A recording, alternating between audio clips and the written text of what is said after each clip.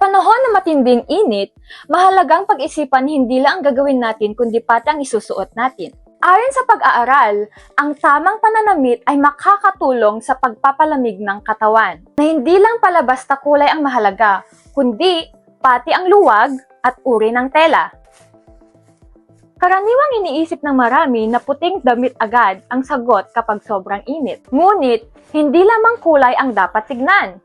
May mga pagkakataon na mas mahalaga pa ang luwag ng damit at kung gaano ito kahusay magpalusot ng hangin. Mas nakakatulong ang maluwag na damit dahil pinapayagan nitong umikot ang hangin sa balat. Kapag mas maayos ang airflow, mas madaling sumingaw ang pawis. Dahil dito, mas presko at mas komportable ang pakiramdam ng katawan. Magkaiba rin ang epekto ng dry heat at humid heat sa katawan.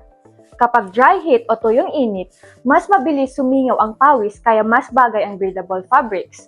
Kapag humid heat naman, mas mabagal matuyo ang pawis dahil mataas ang moisture ng hangin. Dahil dito, mas komportable ang quick drying o moisture wicking na tela sa maalinsangang panahon. Ang cotton at linen ay breathable at preskong isuot. Ngunit kapag sobra ang pawis, maaari silang manatiling basa ng mas matagal at maging malagkit sa pakiramdam. Samantala, ang polyester at nylon ay mas mabilis matuyo.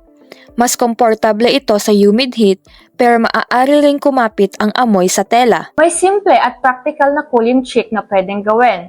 Ang paggamit ng damp scarf o basang towel ay nakatutulong sa pagpapalamig ng katawan.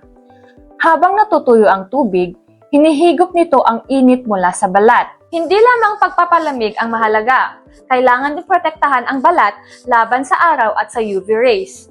Mahalaga rin ang regular na pag-inom ng tubig upang maiwasan ang dehydration.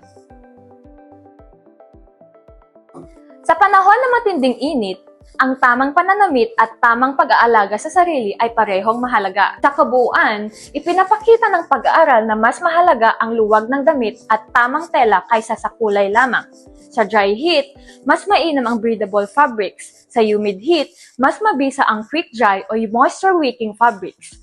Makakatulong din ang damp scarf o towel para sa dagdag na lamig. At higit sa lahat, huwag kalimutang uminom ng sapat na tubig. Sa tamang kaalaman at tamang pananamit, mas magiging komportable at mas ligtas tayo sa panahon ng heatwave. Maging presko, maging handa at laging unahin ang kalusugan.